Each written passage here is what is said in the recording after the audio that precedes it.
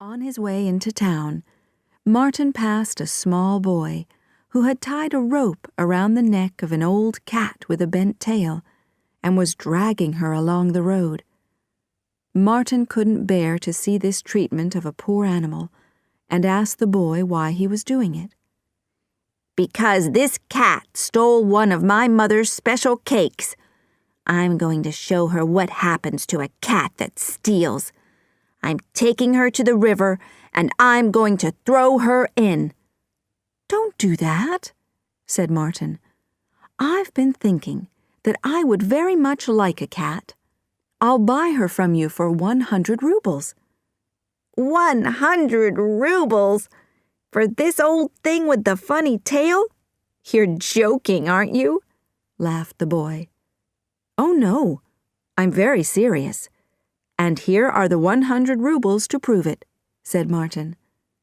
The boy couldn't believe it when Martin handed him the money.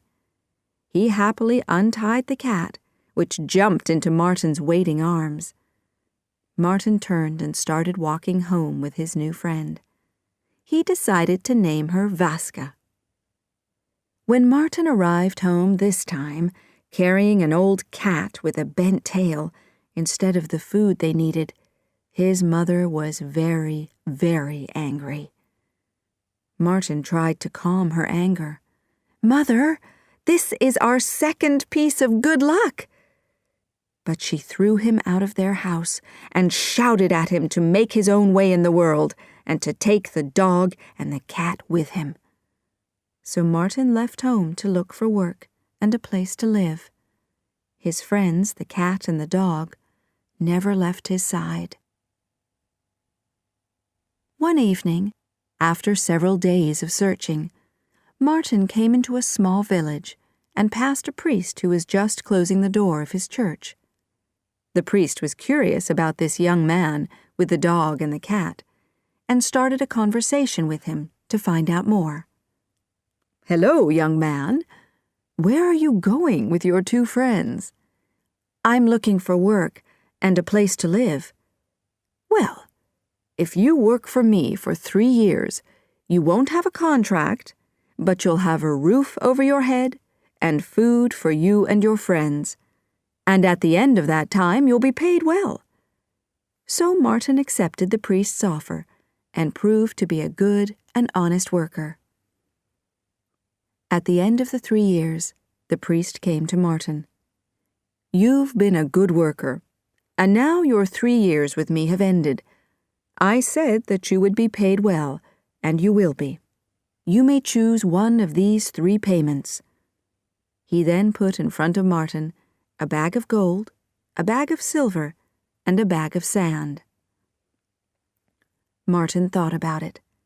If he chose the gold, he could buy whatever he needed for a long time. He could be almost as wealthy with the silver. But the sand, why was the priest offering him a bag of sand? This must be some kind of test, thought Martin. And in this simple test, I think there is some kind of deeper meaning. So he stepped forward and said, "I'm going to choose the bag of sand." "Well, if you don't like silver and gold, of course take the sand," the priest answered, and he handed Martin his bag of sand. Martin then left the priest to search for more work, taking his bag of sand, Jurka, and Vaska with him. The bag of sand was very heavy, and sometimes Martin wanted to leave it behind, but he never did.